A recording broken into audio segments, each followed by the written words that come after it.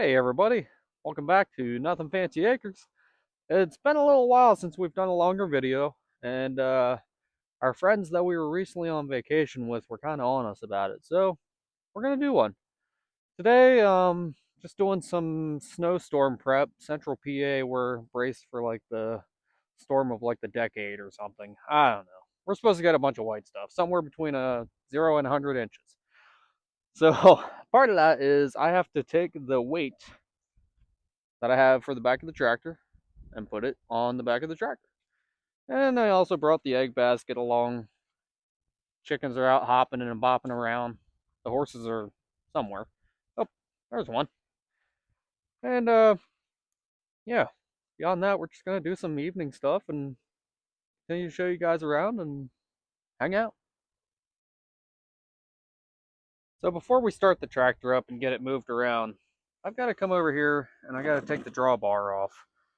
As a part of that whole getting the concrete barrel on is making sure that that drawbar isn't on there, it's in the way. So anyone that lives this lifestyle and has a tractor should have a small toolbox on said tractor. Mine is about as hokey as they get, but 95% of the time it prevents me from having to walk back to the shop or, find something out and about. You can fix just about anything with this thing. So, I'm gonna take my fancy work platform here, slide it on under there, and take this drawbar off.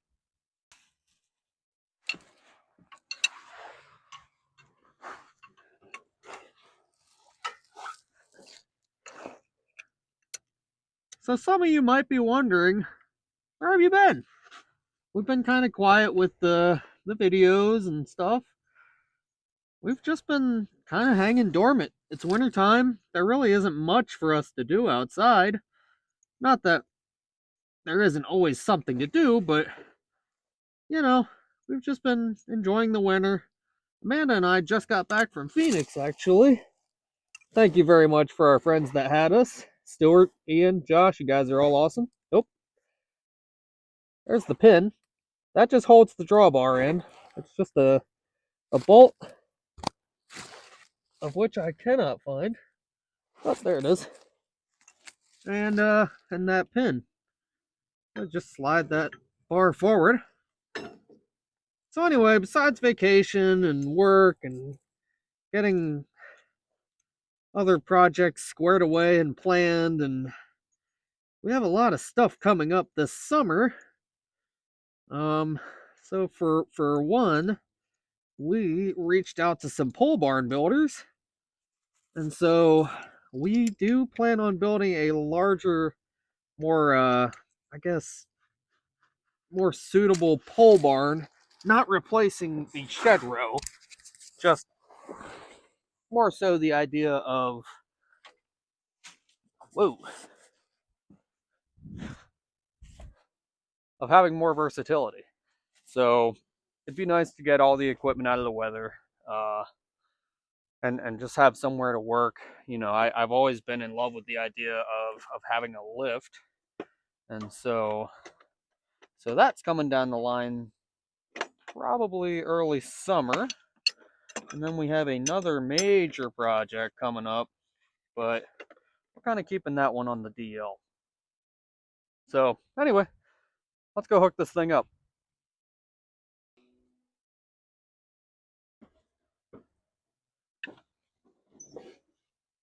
So fun fact about this tractor, it does not have glow plugs. So instead it has an ether system, which probably hasn't worked in like 30 years. I just pretty much rely on the idea that it's hopefully going to start solely off of, its own power alone with no assist. That's typically an issue with diesels in the wintertime. This tractor, I've never really had any issues with it. It seems to do well in the cold weather, but we'll see what happens.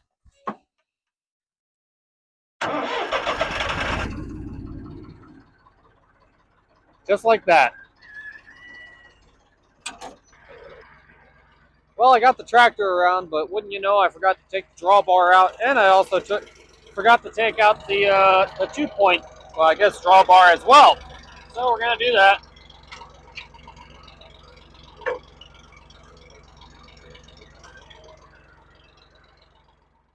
Another thing here, well, this isn't exclusive to us. Anybody that knows, these pins, they just Houdini all the time. I think we have like 30 of them just kind of sitting around. They're like binkies, you know. Eventually, you just kind of find out where they're hidden. So, yeah, whatever.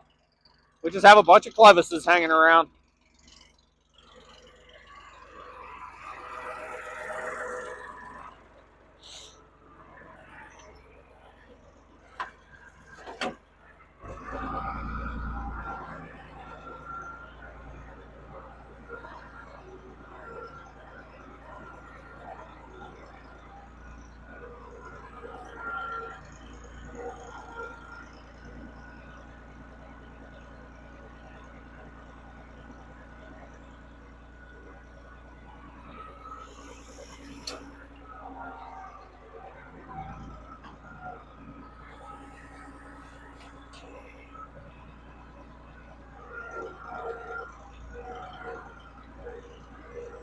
Something else, when you're doing this kind of stuff alone, you want to be safe. Amanda and I, we work very different careers, and so our availability is different at times. So she's inside working right now, which, hey, that's fine with me. But that also means that sometimes I have to do this stuff by myself.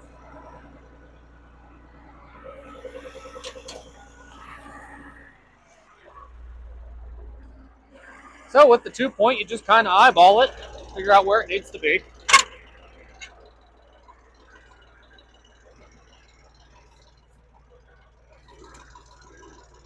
Shoosh.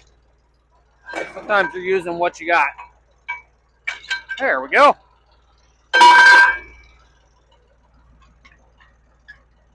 So I've got to come back just a hair further. No big deal.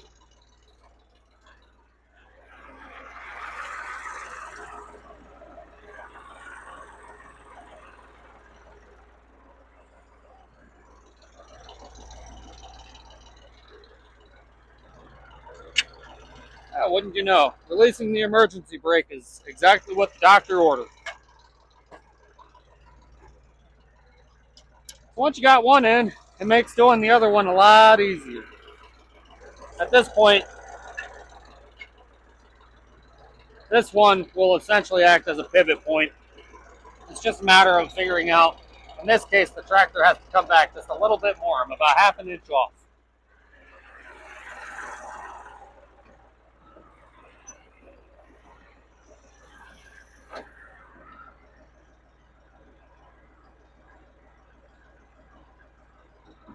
Oh.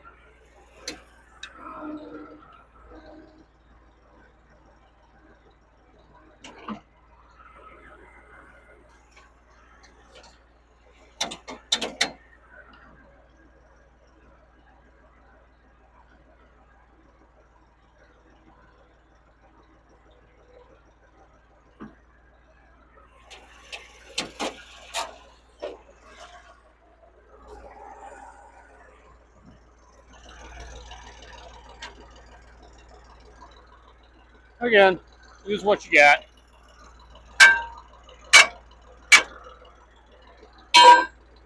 And just like that, we have another, I want to say it's somewhere around 700 to 800 pounds of weight on the back of the tractor.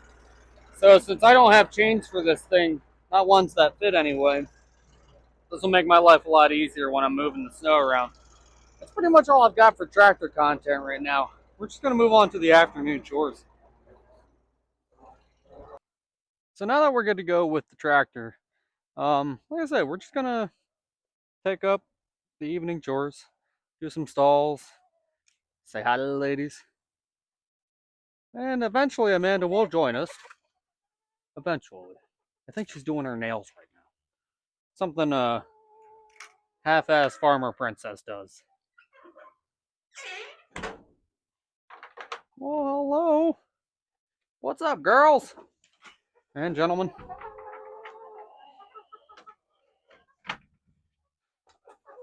All right, let's see what the take for today is. Yeah, 1, 2. That's 3, 4, 5, 6, 7, 8. 8 eggs. So, seems lately one of them's not laying. We're not sure who, and quite frankly, it doesn't matter. It's not like we're gonna go after her, but these are actually pretty warm. So that tells me someone was just on them. In a couple months, Amanda and I are gonna give it a honest try to hatch our own peeps, like the traditional way. Over at Pappy and Grandma's, they have a brooder box and all that, so that'll certainly help. But for the most part, once until they're born, we just kind of want to do it the quote old-fashioned way. So, gotta fill up on the girls and gentlemen. And also, we gotta change out their water. That stuff's pretty grody right now. Well, I gotta put you all down, but we'll catch up in a minute.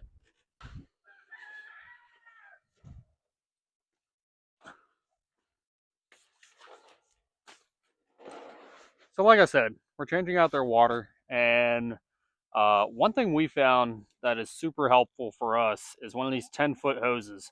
We have a 25-footer over there, and in the wintertime, it's a real pain to drain out. It's you got to walk it out, drag it out, do whatever, and then you've got below 20 temps coming, and you don't get all the water out, and it's just a pain. So we got this shorter hose. So if anybody has their trough near their water source, honestly, these shorter hoses are like where it's at. But again, gonna rinse out the water tub. The chickens need fresh water just like us. People think that chickens are gross, and they're actually somewhat prone to all sorts of diseases like mites and well, they're also prone to dehydration. If they're not going to drink the water that they don't like, well, they'll dehydrate just like us. So they always get fresh water.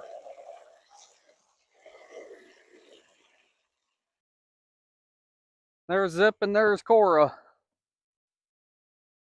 They're enjoying the afternoon without their coats on. Normally with Cora, we've got to put her coat on when it's right around 35 degrees and below. With Zip, she's a bit of a heifer, so she's closer to 25 degrees. We feel a little more comfortable just kind of letting her hang out. Got their coats drying. A new super high-tech addition to the barn is this. So we were having an issue where this door specifically hits that. So it doesn't go back all the way like the other ones do. Couldn't put a hook on it. So kind of had to get creative and had these eyelets sitting around. Used some twine. Got one of these from the neighbor for free. Thank you, Dave. And yeah, now we have a super high security door holder opener thingy. She came up with that high-tech term. So, yeah. Anyway, let's go in here and get some chicken feed. So, on the left here, we've got our chicken feed. On the right, we've got our all grain for the horses. In the summertime, in this container, we had lime, but it's not so much of a prevalent issue now just because it's wintertime, it's cold, and the road apples tend to freeze.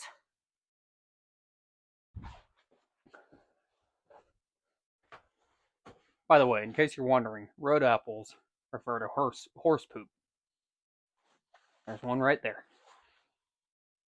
So we're going to fill the ladies up, go give them their food. So Amanda, it looks like she mixed in some red pepper flakes and something else. I'm not sure. But our chickens, they're good for one of these about every 5 days. They're pretty easy to maintain, honestly. I mean, anybody that's afraid of having chickens. You know, we've been at this with the chickens for, I don't know, 8 months or so. And quite frankly, they're just so low maintenance. You know, once you get them up and going and you get the coops set and the runs set and you kind of figure out the ins and outs of what chickens do and how they act and where they like to run when you're free ranging them, they're easy. So all the husbands out there, don't be fooled. They're easy to take care of and they're cheap. All right, everybody. Amanda finally made it to the show. Say hi. They can't hear you. I don't. Oh, hi. She's hanging out with Zip. No, you're good. So, what Amanda does in the evenings, actually sometimes in the mornings too, is she'll drop a flake of hay, and that just kind of allows them to hang out in the pasture. And well, they seem to go through it enough. And as the lady herself says, it keeps them out of her way. So we're gonna do some stalls and fill some hay bags and get these cows fed before we call it a night ourselves. Boy, it sure is gonna be one pretty sunset, isn't it? Huh. So a couple of additions here. We got ourselves a water heater for the trough. We also got these. These are for the hay bags, and they're really handy because instead of using twine and running the risk of horses, you know, killing themselves because that just seems to be their most redeeming quality, uh, we got those, and it kind of cuts down on the risk of them getting tangled up in twine when the hay bags are hung on the posts outside. So, yeah, I'm trying to think if we have any other additions. I don't know. What do you think, girls? Nothing to report at the moment, but I'm sure we'll think of something. So we're gonna go fill some hay bags. So part of the morning and afternoon chores is we fill these both up. It feeds the girls, gives them whatever nutrition hay gives horses. I don't know that scientific side of things, but anyway, so we fill these up, and then what'd you say? Ah, Amanda calls it natural forage. Sounds good to me. A part of their diet. So we get our hay in the wintertime from a guy up the road. Thank you, Jeff. We appreciate you if you're watching this. Um, he actually has a really cool setup compared to our little hokey backwoods little tiny haying operation. So what he does is he does large squares in the summertime, then he stores them, and you know, someone like us will call and say we need 50 bales. He'll go into his big old hoop barn where he has a conveyor set up for the large squares, and it feeds it into a small square baler, makes small bales out of them, like the ones that we need, and you know, he can do an on-demand operation. It's actually really, really cool. So that makes it easy for us because we don't have the most storage yet. Going back to the pole barn, that's going to make our lives much easier because we'll be able to either bale in larger volumes ourselves and be able to commit ourselves to larger properties and maybe even get some more equipment, or we can buy more volume. You know, whatever the future looks like. You know, we take day by day here, so sometimes minute by minute. Now, I will say the only drawback to these small squares being converted from larger squares is that they don't flake quite as nice. And what I mean by that is, you see how that's just kind of a flake of hay, that's all it is. Typically, when you have it fresh off the ground, it's not quite as shredded up, and so it really flakes out a lot nicer. It makes volume control a little bit easier, and you don't end up with so much on the floor. Outside of that, it's there. It's a great setup. Like I said, it's good for us because we can have hay year round when we run out of our stuff. And that's good for him because he can stay busy in the winter and have a steady cash flow.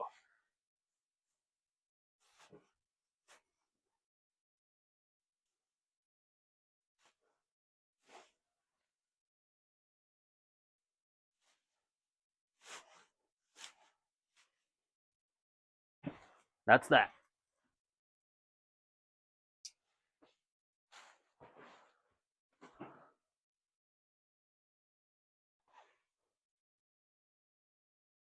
Something else that we do is we buy alfalfa cubes, and Amanda will actually soak those in water. It makes them easier to break up, and we feed that to the girls in the evening primarily. And that mash kind of, like, again, whatever alfalfa as far as nutritional value goes. Amanda's laughing in the background. Forage. It's good for their teeth, Uh huh. for their digestion, and it gives them more water in the winter time. We're gonna give her the mic for this one. All right, Amanda. Why don't you tell us all about alfalfa and hay, since I wasn't giving the appropriate education. Well, not that I'm an expert by any means, but it's good source of forage, so horses naturally need forage. They don't need to live off of grain. In the wild, they obviously don't have grain. They're eating forage. So in the winter time, I like to use the alfalfa cubes because it's good for their guts, it's good for their teeth. It has a lot of other beneficial things too. I can't remember off the top of my head. But yeah, I also like to do beet pellets or beet pulp shreds. It's again another more natural and again forage and helps with Cora, who needs a little bit more, especially in the winter time for weight. Zip is a chunky gal and is totally fine, but Cora is your typical athletic thoroughbred who needs a little more help. So I like to add that. And again, with being able to add water to it, really helps them in the winter when they're not going to be drinking as much water, because then they'll probably colic and not feel great. And that's never fun. So, less vet bills makes everyone happy.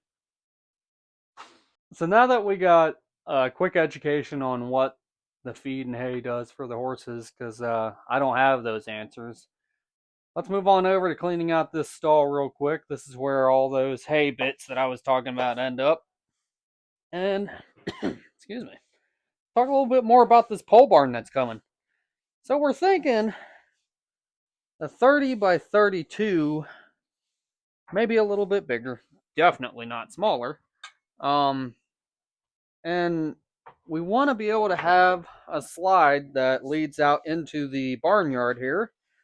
You probably noticed the barnyard's a bit of a mess right now. It's all tore up and just not in good shape. Some of that, probably about 30 to 40% of it, is because whenever we pick up hay, I have to bring the truck into the barnyard in order to be able to unload it directly into this stall. So, when the pole barn's in place, we'll have hay stored on the other side of the pole or the barnyard, and that'll basically eliminate the need to drive through here. We'll just be able to store it in there, and then we'll have a garage door or two up front. Again, hoping to put in a lift so I can work on our junk. Um, we are still living the no car payment life. We we went over that in a video earlier this summer, and we're still on that track. Like, we just have two hoopties. We have a little red Cobalt and a black Chevy pickup. That was my dad's, and we maintain them and we fix them when they need to be fixed, and change the oil when that needs done. A lot of it's just maintenance and that sort of thing. So if you think that it's all glitz and glam and all that jazz, just remember, what you drive doesn't matter. Nobody cares. And it's about what you make of your life at home, and the time that you spend with your wife, your family, your friends, that sort of thing. Little tip for the day. We're gonna do the horse's water next. That's just 4 buckets of water. That's pretty much it. You might see these two run around. Trust me, they're just I think they're just bored. It's winter time. They don't have much running space because we don't open up the other pastures to them. That helps preserve those, and then in the summertime or the spring, we'll be able to save on this. Get this drug back out, and and get this barnyard back into better shape. So, and what we use for the water is just some carabiners. Got some eye bolts in the wall, and horses, just like chickens, need fresh water. Now the trough that gets dumped every 4 days or so. That doesn't get too grody. It's not under a tree or anything. Um, but the water buckets, they get done every single evening. And Amanda and I, we've got it down to a pretty darn good system where one's doing one thing, the other's doing another. I finally stopped uh, my strike on doing stalls, so jumped in on that chore with her. And yeah, that's pretty much it. Once the water's done, I'll jump on stalls, and then we'll call it a night.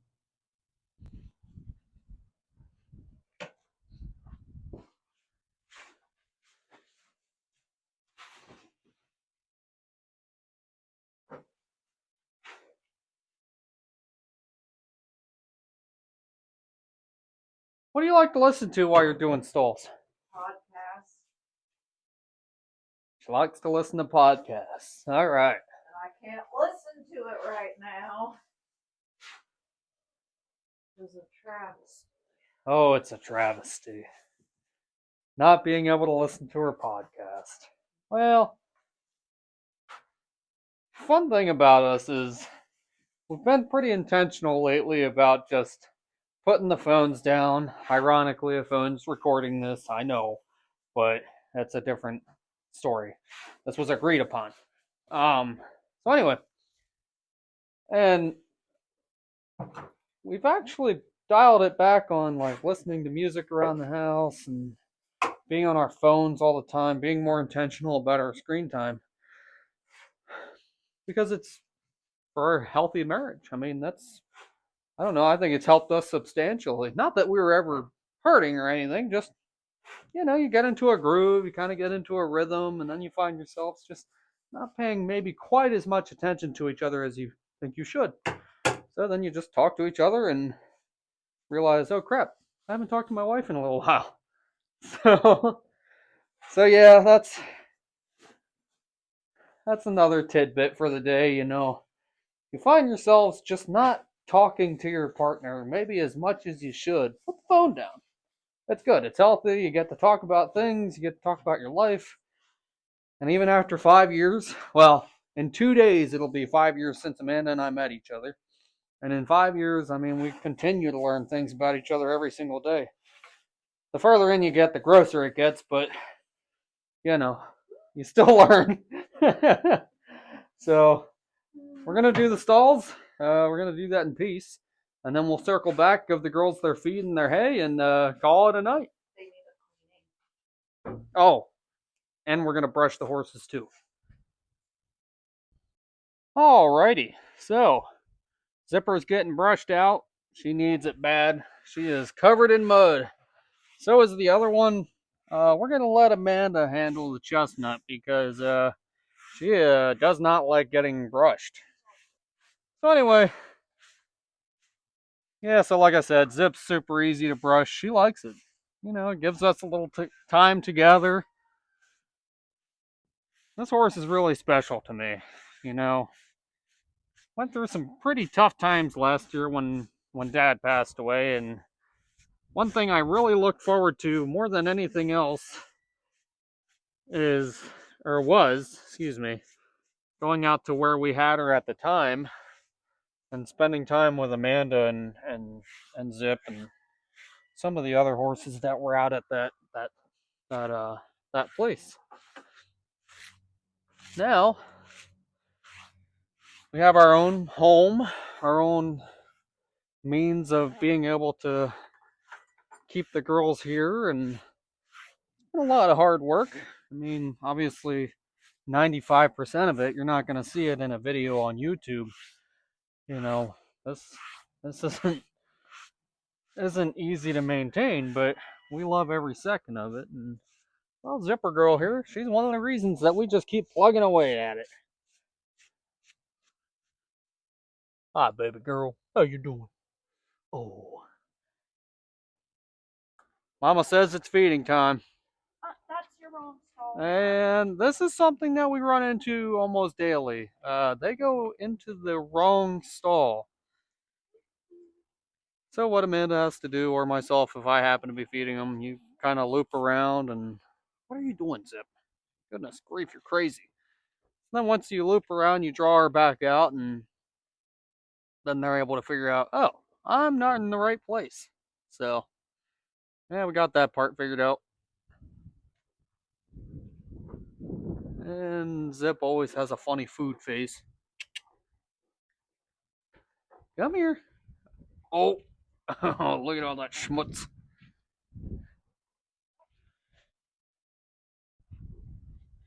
And Cora, she's a dainty little lady.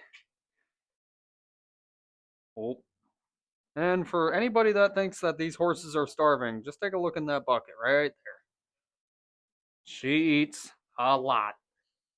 Just happens that she just is a lean bean fighting machine. We're gonna go see what Amanda's up to. What you doing, baby? Trying to get my bottle to spray. What are you doing? Trying to get my bottle to spray. Oh, there we go. Good job. I'm kind of frozen. Oh, she smells so clean.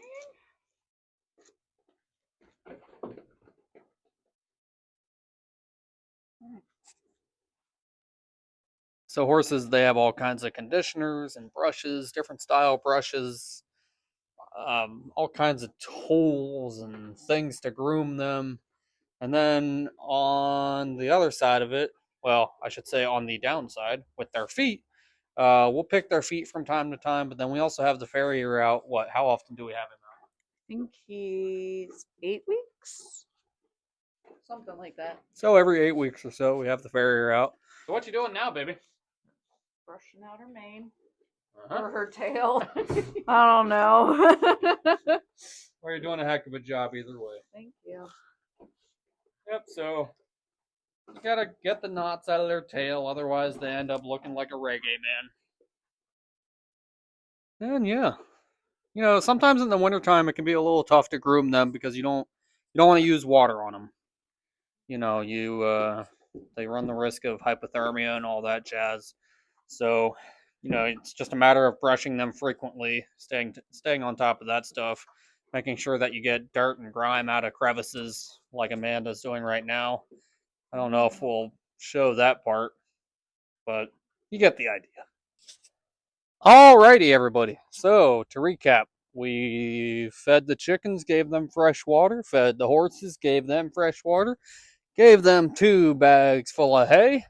Let's see, what else? We went over the nutritional value of hay and feed and pellets and all that jazz. Off camera, Amanda and I did the horses' feet. We also groomed them. And, you know, we also put their blankets on. Look at you, looking dapper with your plaid. And what else are you doing? Treat time. Oh, Zipper loves her treats.